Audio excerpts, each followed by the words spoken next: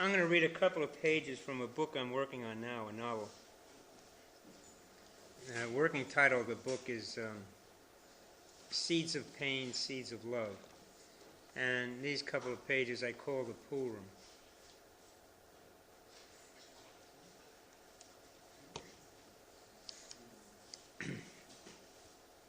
Maybe you'd call it a billiard parlor here. I guess I was 14 that Sunday my mother came up to the pool room to get me. Jesus, I hated her for that.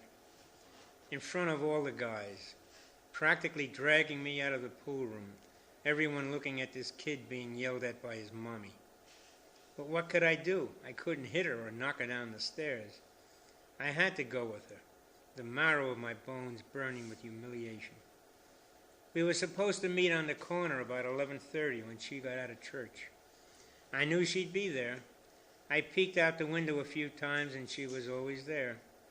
I was hoping she'd give up and just go home, but we were supposed to go to the diner and eat lunch together, like we usually did on Sunday now that my father had gone back to sea. But she wouldn't leave. She just waited, and I was hoping I could outlast her, but I couldn't. And she finally got so angry she came up the stairs to the pool room, and suddenly she was there, in the doorway, yelling. And then I was on my way down the stairs, my mind and heart knowing that everyone was laughing at me and calling me a mama's boy, and Jesus Christ, I wanted to die or hit her or something to redeem myself. Christ, I just wanted to play pool with my friends, and she's yelling about coming down and telling her. She waited on the street corner for an hour, and she was always asking me questions like that, like why didn't I tell her? Why didn't I come down and let her know? Why didn't I this and that? And for Christ's sake, I don't know why. And it seemed like every time I wanted to do something or tried to tell her something, her feelings got hurt. Or at least I thought they would, so I never said anything.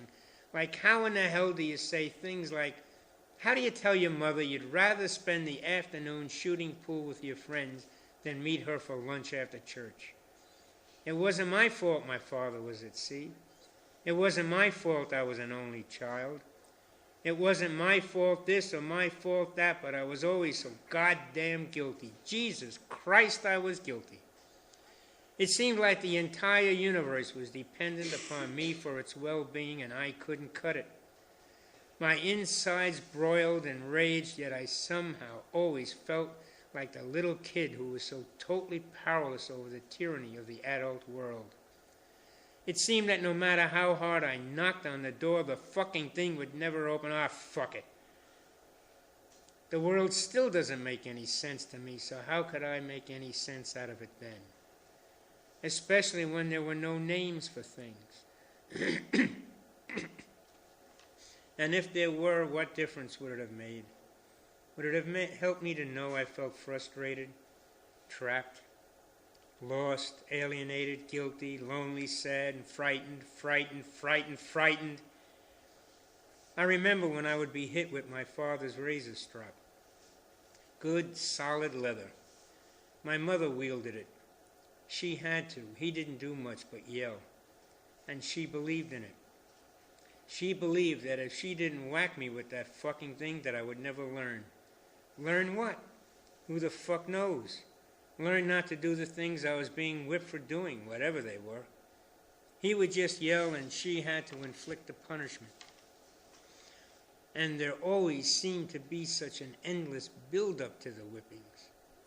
There always seemed to be an eternity from the time I was sent to my room to wait for the whipping, and I could hear her walk down the hall to the bathroom to get the strop, and then back to my room, and she would grab me by the upper arm with the grip of a bulldog, and no matter how much I twisted and turned and yelled and begged, she held my arm as if she were welded to it, and managed to talk the whole time she whipped me with that goddamn thing.